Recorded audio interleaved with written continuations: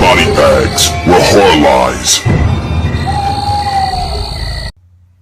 Hey, what's going on, everybody? Welcome back to BodyBags. It's week 147, and as you can see, Bourgie86 doing a film review for the retro slasher.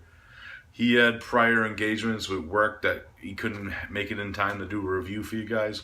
So he asked me personally if I could do one, and I said, why not? And the film I got for you guys today is a film from 1999, and it was put out by a company that I really starting to dig a lot of, called the Sleaze Box, and it goes by the title of Chameleon. This film is directed by Chris Woods, who, if you follow my channel at all, I actually reviewed his film American Holocaust earlier this week. And I believe this is like a student film that he did in college and stuff, and it's very low budget, of course, more low budget than American Holocaust, and it's a shot on video, like short film. It only runs 41 minutes. So let's get into the plot of this one. The main plot, we're introduced to our main character, Kathy, who's a nurse working late at night. What ends up happening is she gets attacked by this patient. Unbeknownst to us, that this patient is actually a creature whose main goal and scheme in life is to absorb victims, pretty much. And when it absorbs them, it actually has the power to like become them, hence the title of the film, Chameleon. So it pretty much follows this creature who's now taken the form of Kathy, and it actually has Kathy's memories also. It takes the memories of its victims, and it follows her and pretty much going through like the town and stalking victims and per se, and trying to get exhaustion to get more powerful. It's pretty much the main plot of the film. Now, my thoughts on this film, for like a very low budget film that runs 41 minutes, I was kind of worried that maybe like some of the story would get jumbled enough, but it does tell the story for what it is straight on. It doesn't seem like there's a lot of plot holes, because this is a short film, and sometimes short films do have plot holes if you're really in-depth into them. Now, the first thing I have to say is about the editing again, because like I mentioned in my American Holocaust review, I'm really digging how Chris Woods does his editing, because he actually edited the film also. And there's a lot of cool quick cuts that involve like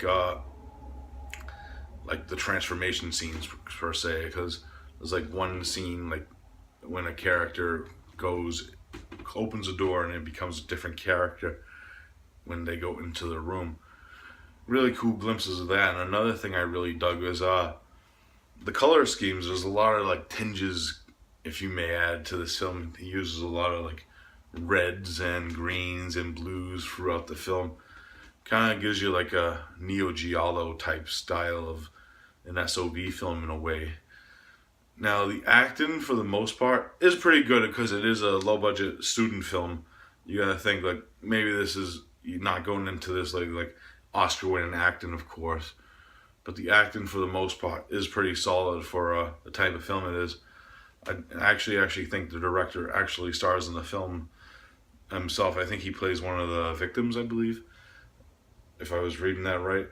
And they all do a pretty good job with their roles. They do look like the roles that they were given. There's one character that I have to say though, kind of made me laugh and chuckle. There's this like homeless bum person that ends up in the film, who turns out to be one of the victims. And the performance of the actor who's playing him is quite kind of comical, because the voice this actor uses to play this bum, I don't know if it's actual voice. It kind of sounds like he was trying to do like an impersonation in a way. But I was just giggling and laughing watching his performance, because I was like, I can't even, the best way to describe it is, you gotta see it for yourself to judge, but it's funny. I really enjoyed it. Now, there's not a lot of gore in this film. There is blood, but it's usually like low tinge, like blood coming out of somebody's eyes or mouth. It's not a very gory film per se, because the kills themselves don't involve really much killing people. It's like absorbing them.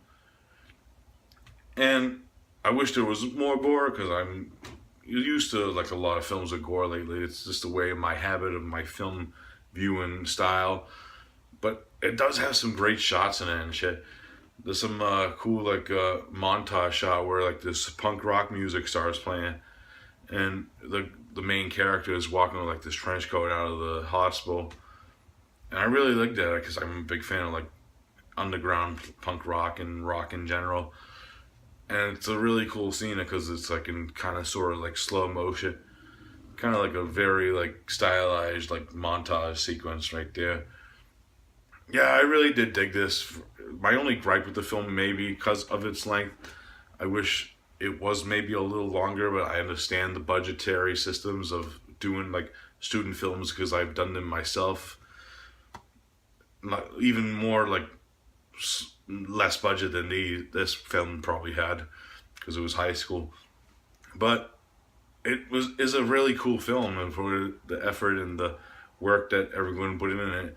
If I had to rate, I'll probably give it a solid 6.5 out of 10.